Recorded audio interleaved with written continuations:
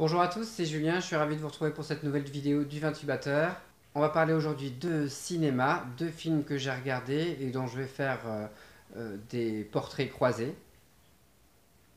Deux films qui parlent évidemment de vin, Tu seras mon fils et Premier cru. C'est parti.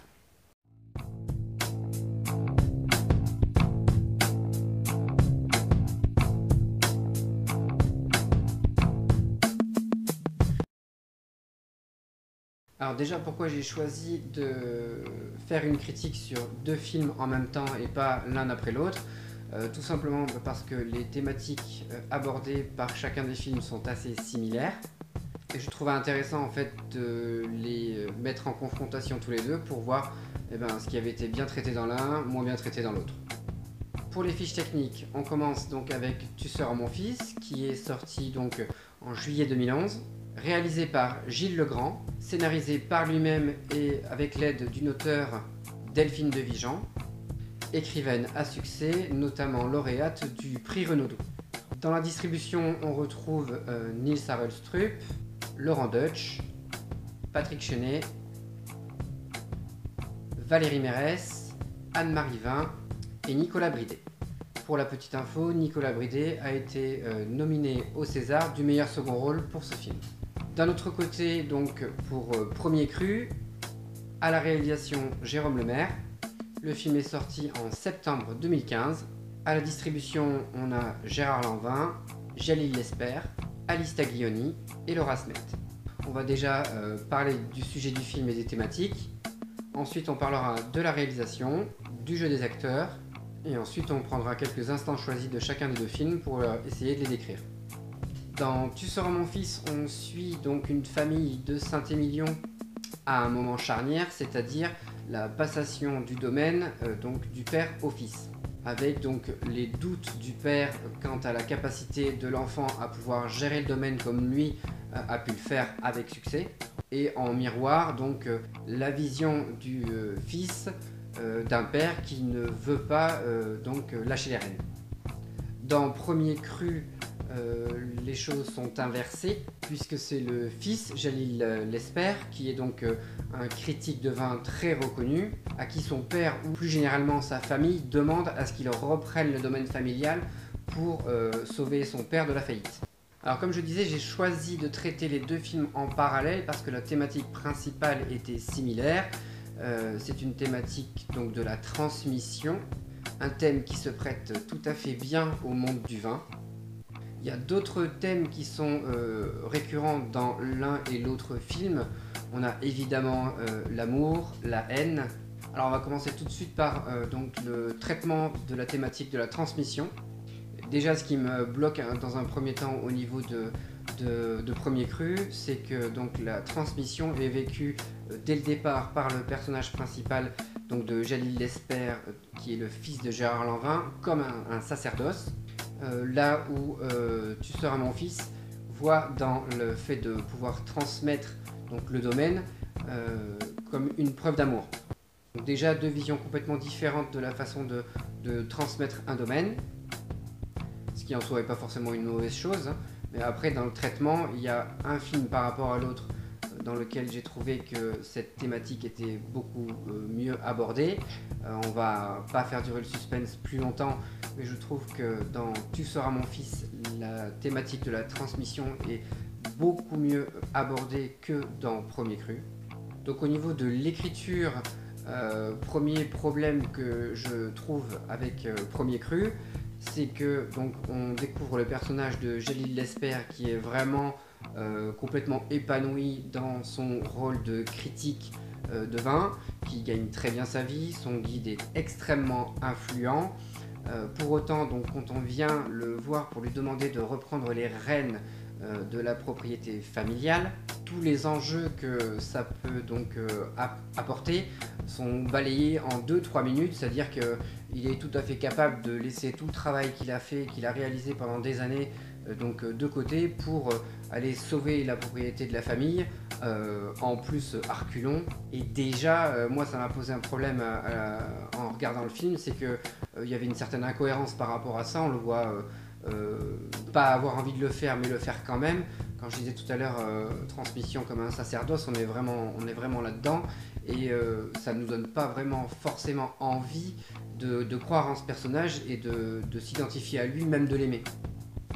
D'un autre côté, dans Tu seras mon fils, on sent tout le poids de la transmission sur les épaules donc, de Laurent Deutsch, qui est prêt à assumer son rôle donc, de nouveau gérant de la propriété, comme ça devrait être normalement le cas. Et en face de lui, on a ce père tyrannique, joué donc vraiment de façon admirable par Nils Harelstrup, mais bon, il est tout à fait impeccable dans tous ses rôles de toute façon. Et là, on a un véritable enjeu, on a vraiment une écriture parfaite, et on se sent vraiment impliqué dans l'histoire entre les deux personnages. La deuxième thématique qui est abordée par les deux films de façon similaire, mais aussi de manière, on va dire, un peu plus fine d'un côté que de l'autre, c'est l'amour. Donc il y a deux types d'amour dans les deux films, hein. L'amour filial, hein, c'est-à-dire entre un père et un fils, d'un côté comme de l'autre, et puis il y a l'amour homme-femme, hein, puisque chacun des deux personnages principaux, que ce soit Lesper dans Premier Cru ou Dutch dans Tu seras mon fils, vivent une histoire d'amour. Et là encore, le traitement du sentiment amoureux, je trouve, est beaucoup mieux retranscrit dans Tu seras mon fils que dans Premier Cru. D'une part parce que l'amourette entre Jalil Lesper et Alice Taglioni dans Premier Cru a vraiment été, à mon sens, rajouté là pour essayer de faire un petit peu de piment, un peu faussement à la Roméo et Juliette, c'est-à-dire les deux familles bourguignonnes qui se tapent la bourre l'une entre elles, et puis les deux enfants qui sont amoureux, hein, l'amour interdit. Bon, bref, on passera parce que honnêtement, aucun intérêt.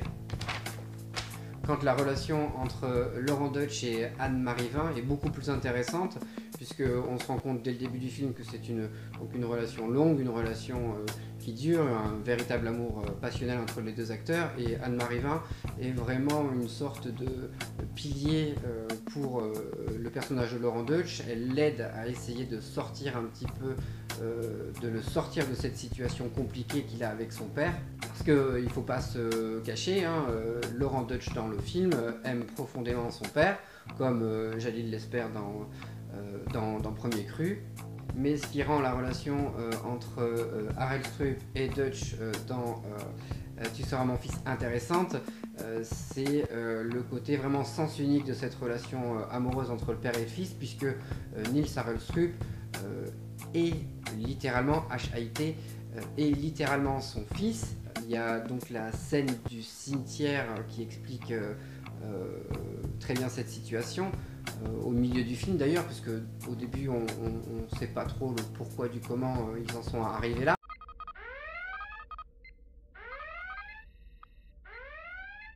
Et on apprend au milieu du film donc que la femme donc, du personnage joué par Nils Harelstrup est morte en couche alors qu'il était très amoureux d'elle, donc il a fixé sur son fils toute la haine qu'il pouvait avoir envers l'injustice de ce qui est arrivé à sa femme, et il n'arrive pas à s'en décoller. Et toutes les occasions sont bonnes ensuite dans le film pour montrer qu'il ne supporte pas son fils, même l'aspect physique de son fils le rebute. On voit souvent Laurent Deutsch courir dans les vignes et la caméra est souvent portée sur ses membres complètement chétifs, et donc pour appuyer en fait le fait que son père le voit comme un enfant maigrelet et qui n'a pas les épaules pour diriger la propriété, alors que Laurent Deutsch lui essaye de cultiver aussi son corps pour essayer de devenir fort. Donc on voit qu'il essaye de faire des efforts pour son père, mais ça ne fonctionne pas du tout. Et dans Premier Cru, donc, la relation père-fils est complètement superficielle. Les seuls moments où les deux père et fils discutent, c'est dans cette espèce de hangar où Gérard Lanvin est en train de construire son bateau façon Arche de Noé. Histoire encore secondaire voire tertiaire du film, complètement inutile aussi. Pareil, complète difficulté à pouvoir créer une réelle empathie envers les personnages, parce que l'écriture, une fois de plus, est complètement inutile, quoi. On sent que ce sont en fait des espèces de petits artifices, comme l'histoire d'amour avec Taglioni ou l'histoire du père qui essaye de s'échapper de sa condition de viticulteur raté à travers son bateau pour aller sur la mer et quitter l'humanité. Enfin, c'est vraiment écrit, même moi je peux le faire en 2 lignes sur une nappe de restaurant, quoi. Donc une fois de plus, je préfère réellement les enjeux et la thématique de Tu seras mon fils que celle de Premier Cru, parce qu'on sent vraiment que là on est plus dans des relations qui vont être similaires à ce qu'on peut avoir dans une tragédie grecque bien écrite, là où Premier Cru pour moi au niveau scénaristique est équivalent à ce qu'on pourrait avoir dans un téléfilm de TF1 par exemple. Encore que les téléfilms de TF1 maintenant sont plutôt bien écrits. Il y a aussi une thématique dont je voulais parler parce que bon, on est quand même dans l'environnement du vin, donc il faut parler aussi vin et œnologie. Et ce qui fait aussi la force de Tu seras mon fils par rapport à Premier Cru, c'est que l'aspect viticulture, œnologie n'est pas forcément mis en avant parce que on sait très bien que dès qu'on va commencer à rentrer dans la technicité de la production de vin, on va tomber soit dans des écueils, soit dans des non-sens pour essayer en 1h30 de faire comprendre comment on fait du vin à un spectateur, c'est compliqué. Donc cet aspect-là est, on va dire, en second plan. On voit un petit peu ce qui se passe au fil de l'année sur la propriété, mais on rentre pas dans la technicité. Là où Premier Cru se veut assez technique et se plante littéralement parce que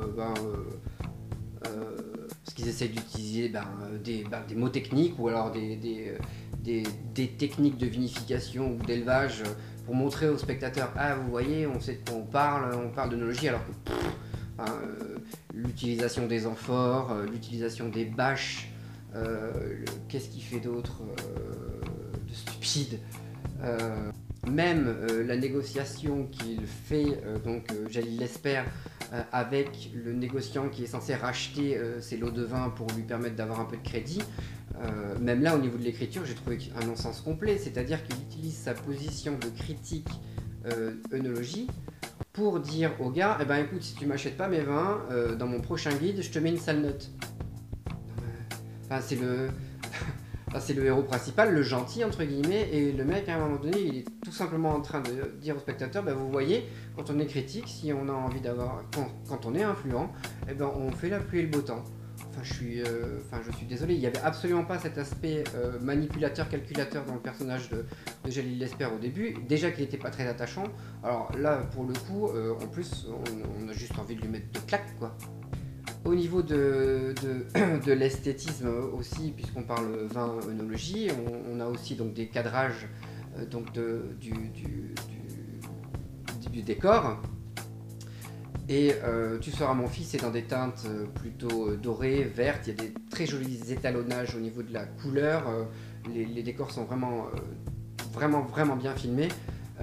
Dans Premier Cru, moi j'ai trouvé la lumière très grisâtre, vraiment très austère. Alors je sais, je suis bordelais, il y en a qui vont dire oui mais Saint-Émilion c'est chez toi, alors, tu préfères les films qui sont tournés à Saint-Émilion, les Bourguignons, non, pas du tout. J'aime beaucoup la Bourgogne, mais je trouve qu'elle n'est pas forcément vraiment mise à son avantage. Il pleut quasiment les 3/4 du film en plus, donc c'est très austère. Mais il y a peut-être une autre façon de pouvoir gérer l'esthétisme du film et de la rendre un petit peu plus sexy.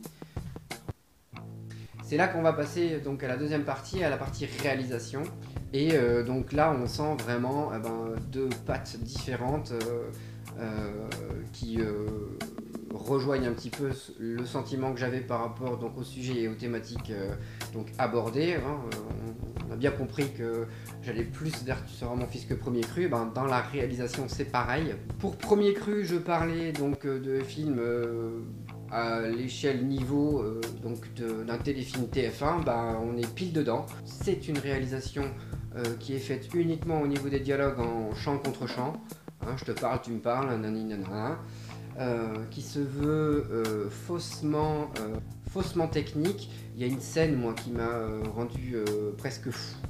une scène limite épileptique. Ceux qui ont vu le film sauront de quoi je parle. C'est la première scène donc où Jalil Lesper présente son guide au Clos Vougeot. Et donc c'est sa première rencontre avec Anis Taglioni. Donc on a la caméra donc, qui est du côté donc, de Lesper et du côté de Taglioni. Donc l'un et l'autre se regardent au fur et à mesure qu'ils avancent dans la salle. Et je crois que ça a dû être monté avec... la scène doit durer 1 minute, il doit y avoir 200 plans dans la scène. C'est ultra coupé, ça ne sert strictement à rien. C'est moche, on voit que le mec il a voulu faire quelque chose de monté assez vif, mais ça sert à rien. Enfin, c'est d'une stupidité, c'est vraiment de la poudre aux yeux. Voilà, on est encore une fois, comme tout à l'heure je parlais des thématiques secondaires ou tertiaires qui servaient à rien, et ben même dans la réalisation il y a des éléments qui servent strictement à rien aussi comme ça. Un deuxième exemple, c'est la scène de l'orage dans Premier Cru. Donc juste avant les vendanges, un orage gronde au-dessus du vignoble, et puis Jalil Lesper a l'idée merveilleuse de bâcher ses vignes pour éviter qu'elles prennent l'eau. D'ailleurs, arrêtez-moi si je me trompe, ou laissez-moi dans les commentaires, mais je sais même plus, je crois que c'est complètement interdit quand on est en appellation, mais enfin bon, bref, à l'époque ça l'était, maintenant je sais pas. Bref, il met des bâches et puis donc ils sont toute la famille au bord de la fenêtre là en train de regarder le ciel et puis d'attendre de voir ce qui va se passer. Et donc on voit cette scène de 2 minutes où on filme les arbres qui commencent les branches commencent à bouger, on entend les grondements, les premières gouttes qui tombent dans les flaques. Enfin bref, c'est monté, mais alors... Transformers de Michael Bay, quoi. On est dans Premier Cru, quoi. Donc à un moment donné il faut arrêter. Cette scène elle est moche, elle est vraiment moche. Donc stop là où Tu seras mon fils a une réalisation beaucoup plus classique, mais elle est complètement raccord avec le film puisque elle est très posée, et en fait le film étant d'une extrême lourdeur au niveau des thématiques, et ben la réalisation colle parfaitement donc avec ces thématiques parce que c'est une réalisation qui fait pas qui n'enjolive rien, mis à part, comme je disais tout à l'heure, le choix des couleurs et de l'étalonnage qui est parfait, ça fait des vrais beaux tableaux, mais la réalisation est vraiment très classique, et on est dans des champs classiques, et ça colle parfaitement avec l'ambiance du film, donc c'est nickel, rien à dire à ce niveau-là. Troisième partie de la critique, eh bien, ce sont les acteurs, donc j'en ai un petit peu déjà parlé par rapport donc, à Harel Strup, etc. Donc pour Premier Cru, on continue dans la descente aux enfers. Hein. Gérard Lanvin, que j'adore, qui est un très très bon acteur, n'est utilisé dans le film que pour son aspect bourru, qu'il sait très très bien jouer et qu'il rejoue une fois de plus. Mais on voit que le mec, il fait son job, quoi. Hein. Il prend aucun plaisir à jouer ça. Taglioni et Lesper qui jouent l'espèce de petit couple à la Roméo et Juliette, alors cabotine, mais alors au taquet. Enfin bon, bref, c'est complètement surjoué, ça ne prend pas. Enfin, déjà c'est mal écrit, donc en plus les pauvres acteurs, ils jouent avec ce qu'ils ont entre les mains. Mais bon, des fois des petites fulgurances comme ça qui pourraient aider à une mauvaise écriture de scénario à rendre la chose un peu plus digeste, là malheureusement non, c'est pas le cas. La mention honorable pour Premier Cru, c'est Laura Smet qui joue la sœur donc de Jalil Lesper, la fille aussi de Gérard Lanvin, qui est cuisinière dans un hôtel-restaurant gastro, et qui essaye aussi de faire que la famille s'en sort. C'est vraiment la mention honorable du film parce qu'elle joue très très bien, elle est très naturelle. Elle a un petit second rôle mais qu'on voit assez régulièrement, et les seules scènes que j'ai aimées, c'est les scènes où elle était là. Donc voilà, quand il y a des bonnes choses à dire sur un film, je l'ai dit, et là ce sera Laura Smet. Pour Tu seras mon fils, j'ai parlé de Nils Harel Strup, c'est un personnage complètement ambivalent, une écriture extrêmement dense au niveau de ce personnage. C'est le genre de monstre qu'on adore détester, quoi. C'est un petit écueil comme ça, mais c'est véritablement ça. C'est-à-dire que c'est une véritable pourriture, mais à chaque fois qu'il est dans une des scènes, il est juste génial, donc top. Je suis pas un fan de Laurent Deutsch à la base, mais j'avoue que là il est vraiment utilisé à la perfection, c'est-à-dire que anatomiquement voilà, le personnage colle parfaitement, Laurent Deutsch colle parfaitement au personnage. C'est aussi au niveau de sa façon de parler, de sa manière de s'exprimer. Patrick Chenet est aussi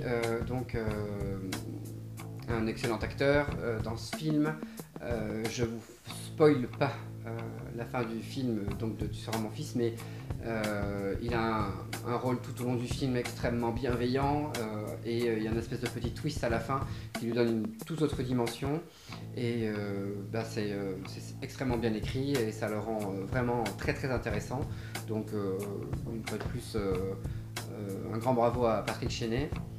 Je disais, je donnais tout à l'heure une mention honorable, donc elle aura à se mettre dans Premier Cru. Inversement, dans Tu seras mon fils, il y a peut-être un personnage auquel j'ai eu le plus de mal à m'attacher, c'est celui de Valérie Mérès. Valérie Mérès que je continue à associer toujours un petit peu au cinéma ou au théâtre de boulevard. Et c'est vrai que là, elle a un rôle assez grave puisque c'est la femme de Patrick Chenet qui est atteint d'un cancer très avancé. Et donc elle a quand même cet aspect un petit peu grave elle aussi, et c'est vrai que le fait de toujours l'avoir vue dans des rôles plutôt de comédie, j'ai eu du mal un petit peu à m'associer à sa peine, à sa tristesse dans sa performance. Donc après ça c'est quelque chose de très personnel, après à vous de voir comment vous jugez sa performance à elle.